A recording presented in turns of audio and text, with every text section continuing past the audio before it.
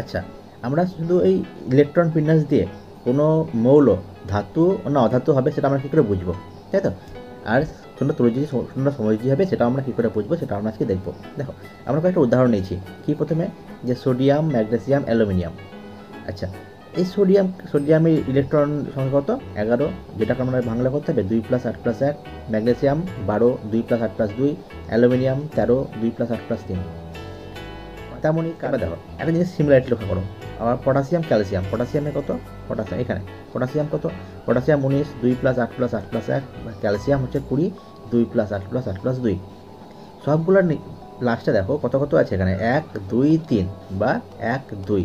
আবার যদি লিথিয়াম দেখি তাহলে কত হচ্ছে, ইলেকট্রন সংখ্যা কত হচ্ছে? 3। লাস্টে কত আছে? একটা। তাহলে শেষ কক্ষে যদি একটা, দুটো বা তিনটে ইলেকট্রন থাকে, শেষ কক্ষে ইলেকট্রন সংখ্যা যদি কটা হয় 1 2 বা 3, সেটা কী হবে? ধাতু হবে।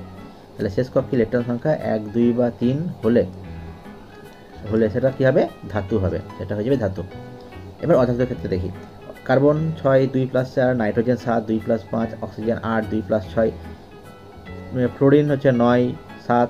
ক্লোরিন হচ্ছে 17, হচ্ছে 7। তাহলে দেখো সবগুলোর শেষে কটা আছে? সবগুলোর শেষে আছে আমাদের 4 5 6 7। আবার পরে যদি 8টা দেখি আমরা, ঠিক আছে?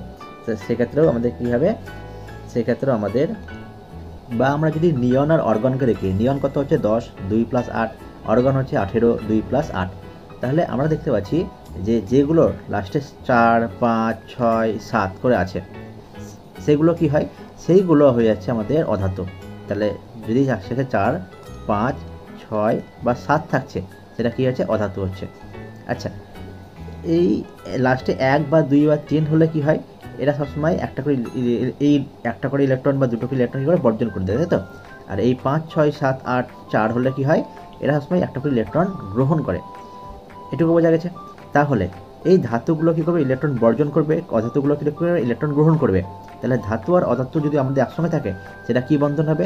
সেটা হবে তড়িৎযোজী বন্ধন। আর যদি শুধু অধাতু অধাতু হবে থাকে, তাহলে সেটা কী হবে? শুধু অধাতু অধাতু থাকলে সেটা হবে সমযোজী বন্ধন। ঠিক আছে? এটা একটা ট্রিক্স, জাস্ট মনে রাখবা, তাহলে পরীক্ষায় পেয়ে যাবা। তাহলে অধাতু অধাতু থাকলে সেটা হয়ে যাবে সমযোজী বন্ধন। অধাতু কী করে বুঝবো আমরা? যাদের যাদের ইলেকট্রনের যদি শ্রেণীবিন্যাস করি, ইলেকট্রনের যদি আমরা বিন্যাস দেখে, তাহলে কত হচ্ছে? লাস্টে 4 5 6 7 থাকছে, সেটা হয়ে যাচ্ছে অধাতু। দুটো অধাতু মিলে তৈরি হয়েছে কি? সমযোজী বন্ধন। আর একটা ধাতু আর একটা অধাতু মিলে তৈরি হচ্ছে কি? তড়িৎযোজী বন্ধন। বোঝা গেল? বাস।